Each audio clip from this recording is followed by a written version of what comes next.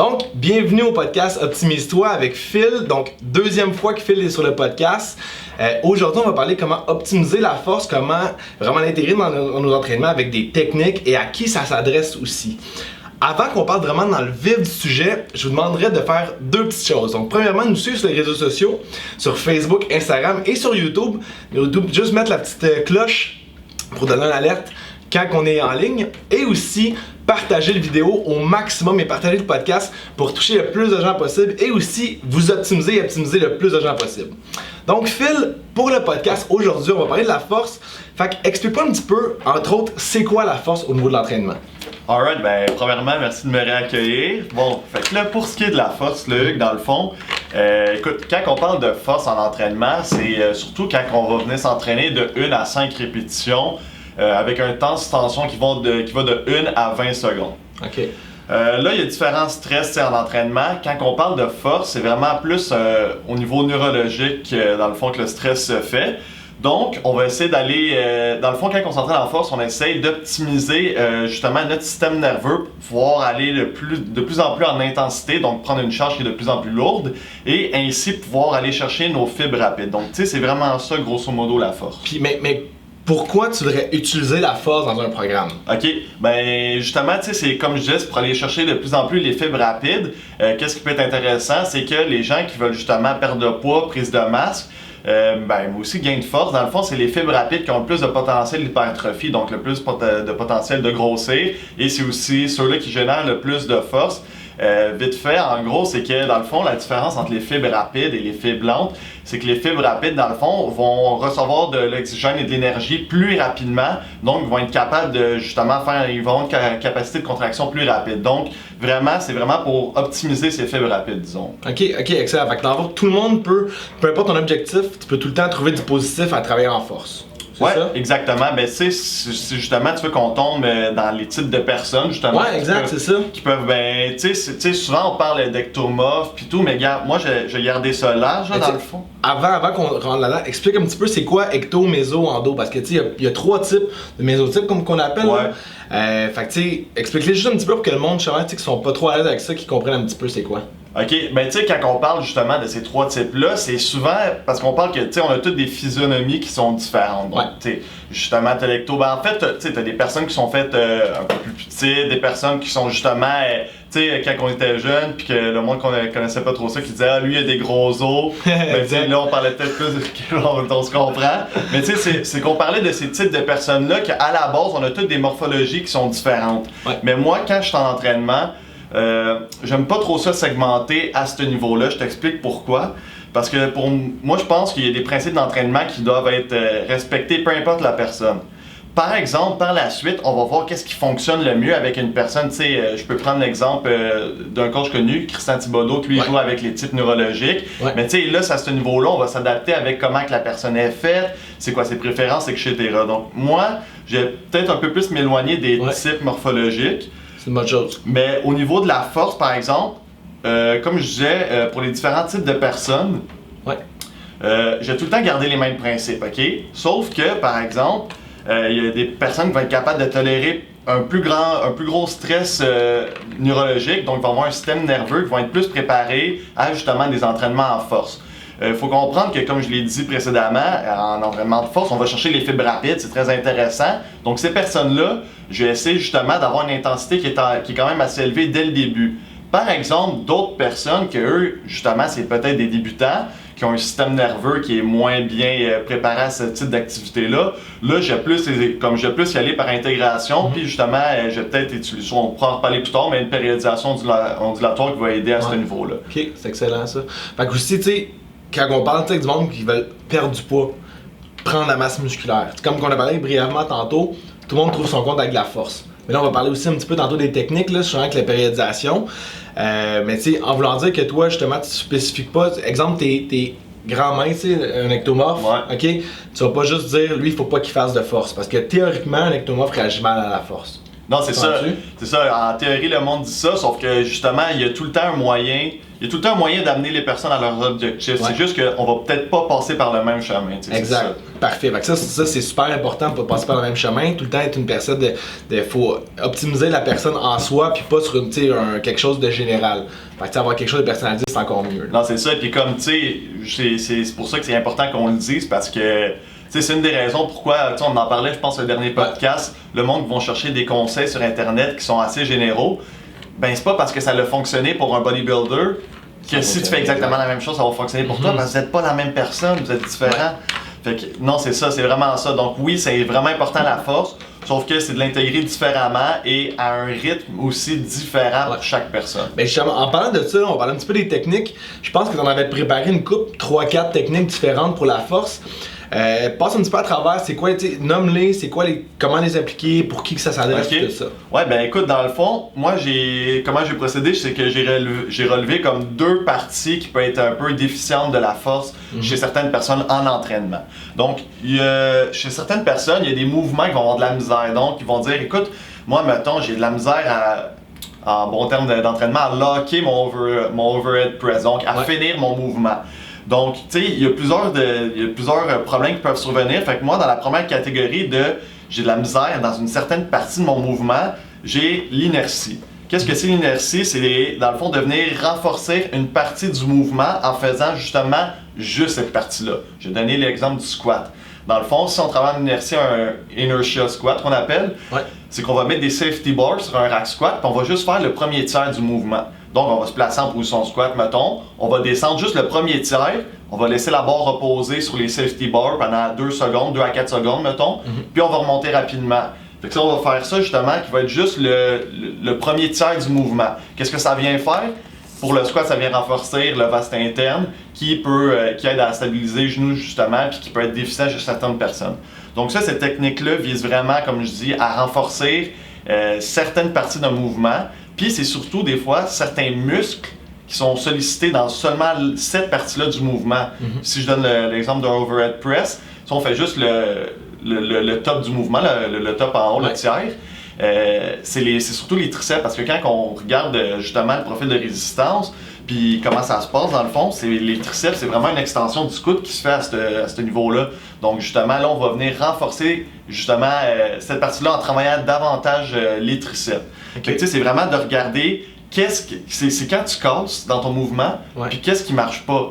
Fait que tu sais, c'est sûr que là, ça peut être difficile pour monsieur, madame, tout le monde, mais quand on apprend à se connaître, puis qu'on prend le temps de bien regarder ça, ça peut vraiment être payant pour justement augmenter ses poids. Exact, quelqu'un qui a de la misère, justement, comme tu dis, à locker un mouvement, ça c'est une bonne technique, fait que tu peux l'utiliser avec des clients aussi, des clients que tu coaches, ça, tu peux faire ça aussi pour les aider.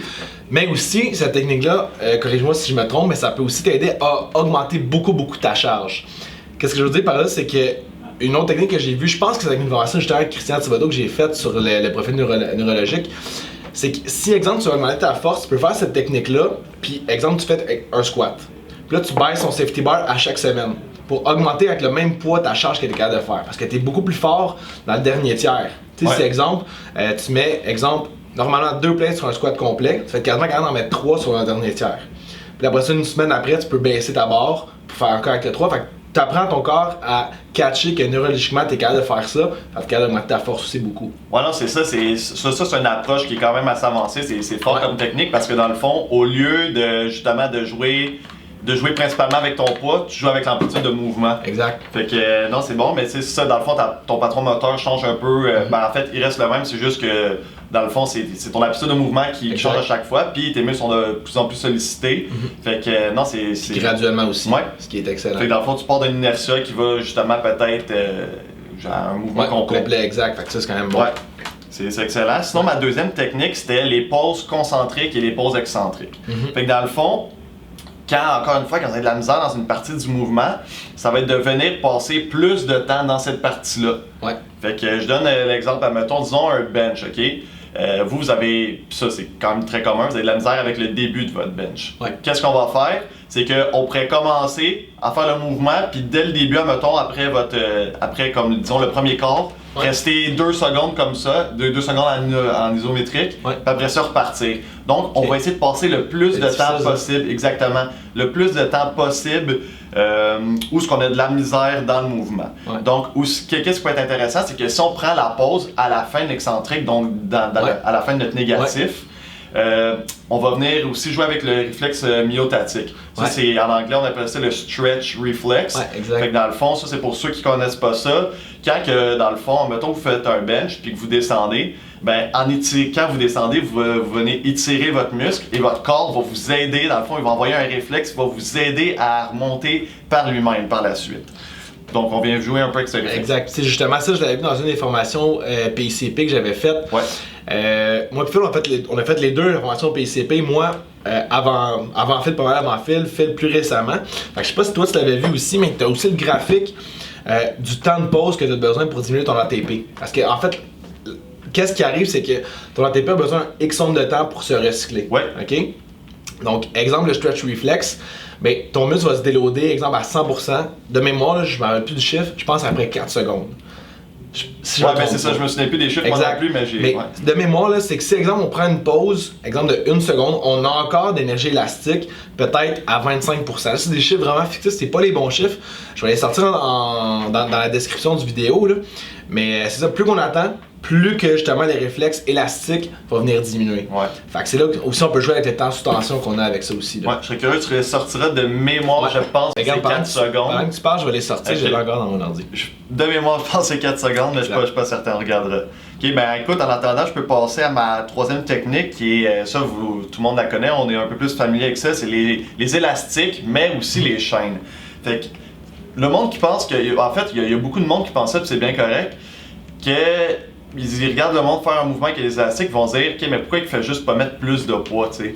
Mais c'est parce que c'est pas pantoute la même chose, c'est que le profil de résistance de l'exercice vient changer complètement. Fait que, tu sais, encore une fois, si vous avez de la misère, admettons, si c'est la dernière partie du bench que vous avez de la misère, ben habituellement, quand on bench, le profil de résistance fait en sorte que c'est plus difficile au début, ok?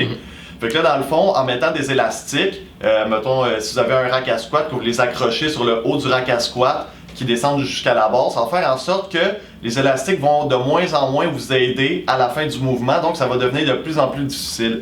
Donc ça, on peut faire ça même avec beaucoup de machines. C'est juste, dans le fond, il faut être un peu créatif à ce niveau-là, parce qu'il faut trouver un moyen de mettre des élastiques sur des machines pour que, dans le fond, ça concorde bien avec le profil de résistance, puis que, dans le fond, ça reste conséquent. Mais c'est ça, c'est vraiment bon pour venir changer, comme je disais, le profil de résistance et donc comme surcharger une partie du mouvement qui n'est pas nécessairement travaillé à sa pleine amplitude quand on le fait normalement. Exact. Puis aussi, tu peux aussi combiner des techniques. Tu sais, exemple, la première technique que tu as parlé, puis des élastiques, ça serait quasiment idéal. Mais ça devient un petit peu plus avancé, tu commences à mettre plusieurs techniques. Mais donne-moi un exemple sur le squat avec 2 techniques différentes que tu peux appliquer. Okay. Exemple élastique, puis une autre technique au choix. Ben tu sais, ok, admettons, écoute, tu pourrais, sur le squat, parce que sur le squat, écoute, ça prend vraiment un rack à squat qui est quand même assez spécifique pour mettre les élastiques, mais disons que vous l'avez dans votre gym. Moi, personnellement, je ne l'ai pas parce que je peux rien accrocher sur mon rack à squat. Mettons que vous l'avez, vous pouvez faire un squat justement avec des élastiques qui descendent à partir du top du rack à squat, qui vont jusque dans les bords. Vous descendez dans le mouvement. Vous entendez 2 secondes là, puis après ça, vous remontez. C'est ça peut être une excellente technique pour justement avoir des meilleurs résultats puis optimiser aussi la force. Si je peux, mettons, dans cette technique-là, ce qui arrive, c'est que ça devient de plus en plus difficile parce que les élastiques vous aident de moins en moins. Mais par exemple, vous prenez une pause dans le bas du mouvement, fait que ça ferait peut-être en sorte que le profil de résistance serait, dans le fond, comment je pourrais dire ça, que vous travaillerez comme. Ça serait challengeant tout au long du mouvement. Parce que dans le fond, vous n'avez pas votre réflexe myotatique. C'est tough dans le bas du mouvement à cause de ça. Mais dans le top, ça devient encore aussi tough parce que les élastiques vous aident de moins en moins. C'est ça, exact. Fait que là, dans le fond, la force va, tu sais, justement, on va venir augmenter dans le haut tiers du mouvement parce que justement, on a moins de tension aux élastiques. Fait que ça, c'est vraiment excellent. J'avais une dernière technique. Dans le fond, au lieu. Là, ça va être plus général dans le fond. Si dans le fond, c'est que vous avez juste de la misère en général avec les entraînements en force, que dans le fond, comment je pourrais dire ça, vous crashez rapidement, tu sais, après comme 2-3 sets, vous êtes comme, écoute, je suis plus capable de lever, j'ai plus d'énergie. Là, on va peut-être essayer d'améliorer votre système nerveux. Fait que là, ça va plus être avec des schémas de répétition. Donc, moi, je fais partie de ces personnes-là. Moi, dans mon passé, je me suis pas vraiment entraîné en force. Puis là, je le vois avec mes poids, comme plus que je descends en intensité, plus que ça me rattrape. Fait que j'utilise souvent des séries descendantes. Qu'est-ce que c'est?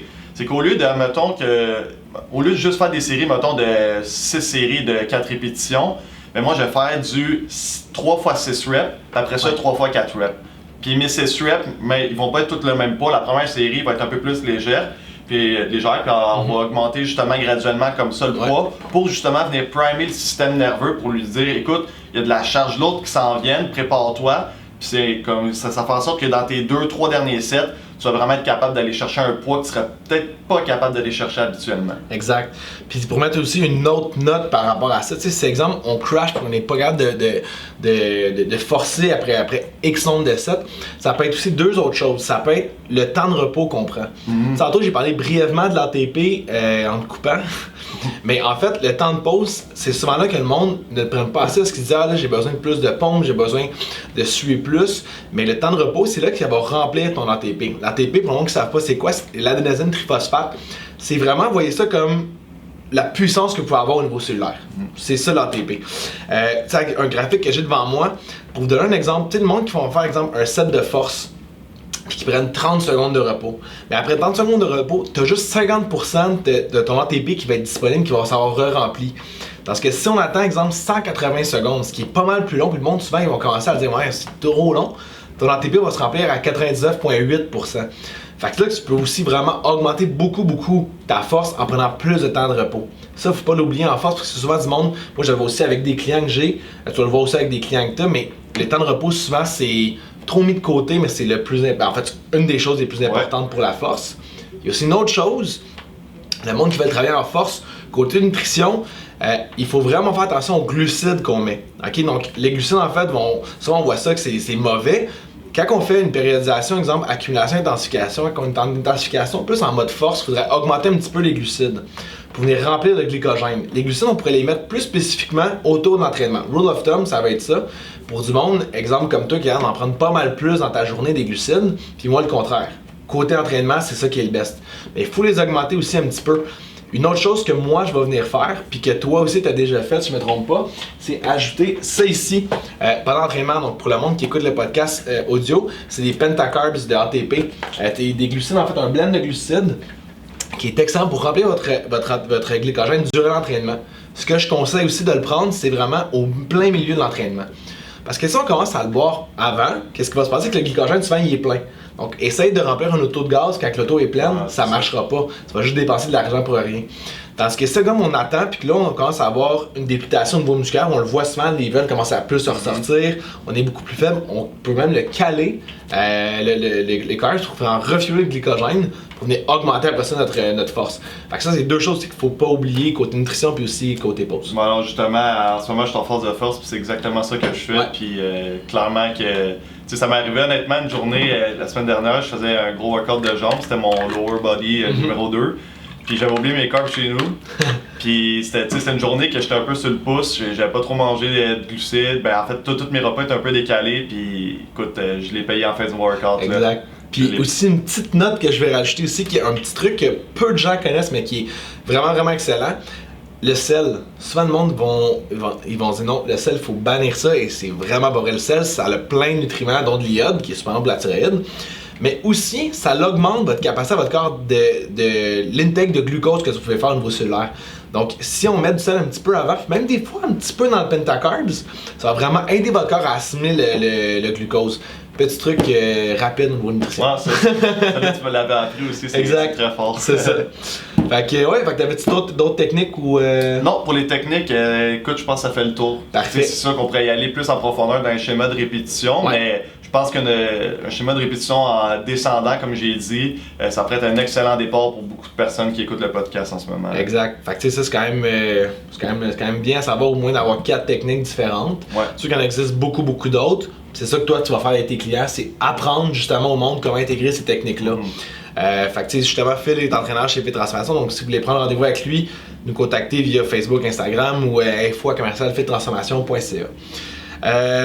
Aussi, au niveau des techniques, j'imagine que ça prend une expérience X pour faire de la force ou quoi que ce soit. T'avais-tu un nombre d'années d'expérience en soi déjà prédéfini ou non?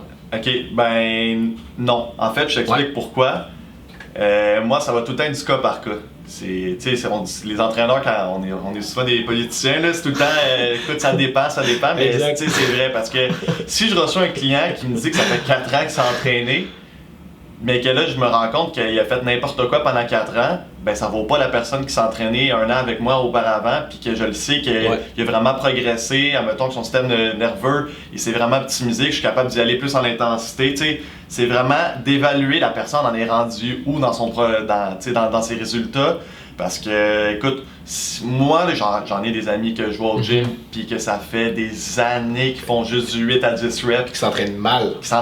Ils font mal les mouvements. Tu sais, puis ça, j'essaie de les corriger un peu, mais tu sais, à un moment donné, je peux pas prendre tout le monde sur mon aile. Tu sais, je leur vois tellement du monde qui font tout le temps les mêmes schémas de répétition, puis à un moment donné, ça va faire 10 ans que tu le fais, mais comme. T'as plus rien, là. Ben non, t'as cette année, ton adaptation s'est faite, ça fait très très très longtemps, là. Ben justement, là, on s'approche d'un sujet, la périodisation. Ok. On a parlé tantôt, là, j'ai parlé d'accumulation, intensification. Là, je pense qu'en force, c'est le plus important. Justement, là, parce que tu viens de le dire, le monde qui ne font pas la périodisation, qui reste tout le temps de 8 à 10, à un moment donné, tu arrives sur un méchant plateau, même si tu changes d'exercice, il n'y a plus rien qui fonctionne. Parle un petit peu de la périodisation, puis ça, c'est un gros sujet qui est très important à comprendre. Ouais, ok. Ben, tu sais, dans le fond, c'est ça. Il existe plusieurs façons de périodiser. Moi, personnellement, en force, je crois que l'ondulatoire, c'est la meilleure. Écoute, si tu y vas de façon linéaire, fait que, je sais pas, tu pars avec du 15 reps puis tu fais juste descendre, ça, je l'utilise, mais pas pour la force, parce que, dans le fond, il faut que tu donnes un break à ton système nerveux à un moment donné, là. Parce que si tu fais admettons, pour toi, c'est très exigeant faire du 6 reps, puis que, admettons, là, côté neurologique, t'es taxé bien raide, ben là, je n'irai pas te mettre du 4 reps le mois d'après. Tu vas être fatigué après ça. Ça fonctionnera pas. Fait que c'est pour ça que tu vas faire un petit peu un back-off niveau intensité, tu vas monter ton volume, tu vas donner un break à ton système nerveux, puis après ça, là, tu vas peut-être redescendre à du 4 reps, puis tu vas être plus apte à le faire. Fait que, tu sais, c'est ça. Mais en gros, pour la force en général, je vais pas venir faire une nouvelle périodisation. Je vais tout le temps garder l'ondulatoire. Puis si quelqu'un me dit je perds du poids, mais je veux faire de la force aussi, est-ce que ça se fait? Je vais te dire oui. Dans le fond, je vais tout le temps garder l'ondulatoire en général, sauf si c'est un débutant ou dans d'autres cas. Puis, par exemple, je vais peut-être venir intégrer des techniques d'entraînement différentes dans ma périodisation. Okay. Fait que je te donne un exemple. Écoute, quelqu'un veut prendre la force, puis lui, c'est vraiment le volume qui fonctionne bien. Ben, tu sais, mettons, lui, dans sa période de force, je peux peut-être lui donner une technique de 1 et 1 quart. Fait que faire un mouvement, tu fais un quart de rep, tu redescends, puis tu vas remonter après ça. Il va avoir un temps sous tension qui va être plus élevé que chez d'autres personnes, parce que lui, avoir un temps sous tension bas, ça fonctionnera pas. Fait que, en gros, j'ai tout le temps gardé la périodisation ondulatoire, puis c'est ce qui est le best pour la force, comme je disais, parce qu'à un moment donné, tu vas crasher bien raide. Mais, dépendamment de l'individu, c'est là que je vais plus venir jouer avec les techniques d'entraînement. Puis, justement, exemple, quelqu'un qui fait pas de périodisation ondulatoire, puis qui crash. Ok, que t'es rendu là, tu sais, moi je le vois au bureau, t'es fatigué, tu sais plus quoi faire. Qu'est-ce que tu fais? Tu sais, des deloads là? Ouais, ben c'est ça que je m'allais dire, exactement. Exact. Parce que dans le fond, quand tu deloads, il faut que tu saches tu deloads de quoi. Tu sais, parce que oui, des fois, c'est correct que tu fasses un deload complet de force et de volume, puis que tu prennes juste, mettons, je sais pas, du 40% de ce que tu es capable de faire avec du 10 reps. Sauf que l'idéal, c'est que souvent, on veut deloader vraiment d'un stress spécifique. Toi, si, admettons, tu reviens d'une période qui était haute en intensité, là, je vais le répéter pour ceux qui sont pas qui comprennent pas ce qu'est le concept d'intensité. Quand on parle d'intensité, c'est pas genre « Ah, mon workout était tough », là. Intensité, ça veut dire la charge qui se rapproche de ton RRM. Fait que si tu fais du 1 rep à ton maximum que tu peux prendre, ben ton maximum de ton intensité, OK? Ouais. Fait que dans le fond, si tu reviens d'une intensité qui était quand même assez élevée dans ton dernier, dans ton dernier workout, dans ton dernier mois, ben là, tu viens me voir et tu te dis, écoute, à la fin de ma dernière semaine de workout, mes poids, ils droppaient 116, j'étais plus capable de rien lever. Mais là, je te dis, écoute, on va faire un deload d'intensité, on va aller très haut en volume. Ça se peut que ça soit le contraire, à un moment donné, ton système musculaire il est plus capable d'en prendre, t'as mis trop de volume dans ton entraînement, ben là, on va peut-être y aller vraiment haut en intensité avec des temps de repos très élevés puis les répétitions très basses. Fait que tu sais, quand vous faites un deload, posez-vous la question, qu'est-ce qui va pas en ce moment, qu'est-ce qui marche pas dans mon entraînement, c'est là-dessus que je vais faire un petit back-off. Ok, excellent. Fait que le deload, ça, faut le calculer aussi. C'est pas quelque chose que tu fais out of nowhere comme ça. Non, c'est ça. Tu sais, l'idéal, c'est que si t'as pas besoin d'en faire de deload, tu sais, c'est ça, c'est pour ça que j'aime pas ça, mettre un chiffre sur un deload. Admettons, faut que tu le fasses à chaque 12 semaines. Parce que si après 12 semaines, t'es apte à tout faire ce que t'es capable de faire, ben pourquoi t'arrêterais de t'entraîner, tu sais? Tes résultats sont encore là, profite-en. Ouais. Mais ça se peut qu'une autre personne soit dans une période hyper stressante puis demandante de sa vie. Exact. Puis qui va peut-être en avoir besoin de plus que ça, tu sais. Fait que c'est tout le temps c'est tout le temps de regarder l'individu, puis c'est quoi ses personnaliser la caractéristiques. chose. C'est ça, c'est tout le temps personnalisé. Puis, mais c'est ça, en gros, le deload, au niveau de la force, c'est vraiment d'y aller haut en volume, puis de s'éloigner le plus possible de l'intensité. Ok, excellent. Fait que tu sais, c'est exemple, on fait un petit recap rapide là, sur la prise de la force musculaire. Il faudrait savoir pour qui ça s'adresse. Fait que les méso, ecto, endo, comme tu as dit tantôt, c'est pas nécessairement parce que t'es ecto que tu dois pas en faire. C'est ça.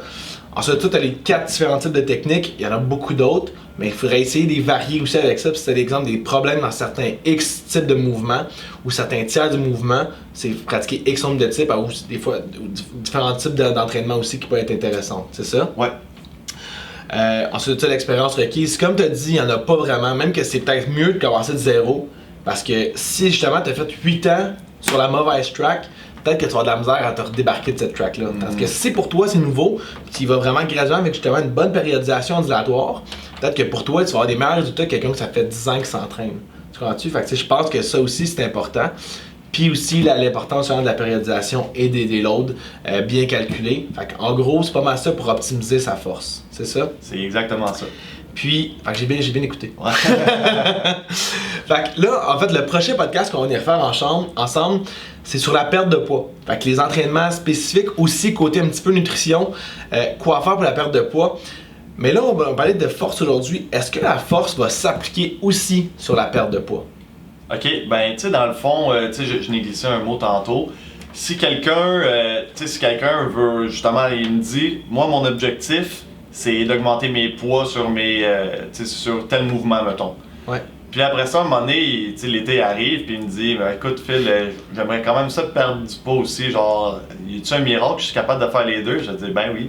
C'est juste qu'il faut comprendre que, comme je disais, moi je change jamais mes principes. Je vais tout le temps garder la périodisation ondulatoire, sauf que je vais peut-être intégrer des techniques, comme je disais, pour favoriser la perte de poids. Fait que quand on va faire un petit back-off au niveau d'intensité, qu'on va aller en accumulation, on va peut-être te mettre un GBC qui va être qu'on va en parler prochain. Exact. Ouais. On va en parler. Pas de suite. On va en parler prochain podcast, mais tu sais, il y a des techniques d'entraînement que je vais peut-être rajouter, mais je vais quand même garder mes mêmes schémas de répétition qui vont favoriser la force. Puis c'est vraiment avec les techniques que je vais venir favoriser la perte de poids. Excellent. Fait que le podcast sur la force, pas mal terminé, ça tire à sa fin. Donc, pour finir, si jamais vous êtes intéressé de prendre rendez-vous avec Phil, super simple, on en a parlé tantôt, écrire sur Facebook, Instagram, on peut nous communiquer par là, ou sinon par l'adresse courriel info@fittransformation.ca. Actuellement, Phil fait de l'entraînement exclusivement en ligne, ce qui va changer bientôt, on va faire de l'entraînement aussi en clinique. Donc en ligne, super simple, on envoie des questionnaires, des rencontres Skype avec lui. Phil fait ses propres questions, on va même faire des tests de force en ligne, donc c'est super facile, que c'est même mieux qu'en personne parce que c'est beaucoup plus justement axé sur avoir l'entraîneur avec toi dans ta poche tout le temps. Fait que ça c'est vraiment intéressant. Nous, on va se reparler dans un mois au prochain podcast pour la perte de poids. Donc, pour le monde que ça intéresse, n'oubliez pas de nous suivre en fait sur tous les réseaux sociaux, donc Facebook, Instagram, le monde qui nous écoute sur YouTube. Juste faire abonner et la petite cloche à côté pour vous être signalé quand on va poster. Puis nous, on se reparle dans un mois pour la perte de poids. Exactement. Excellent. Merci, Phil. Salut. Ciao.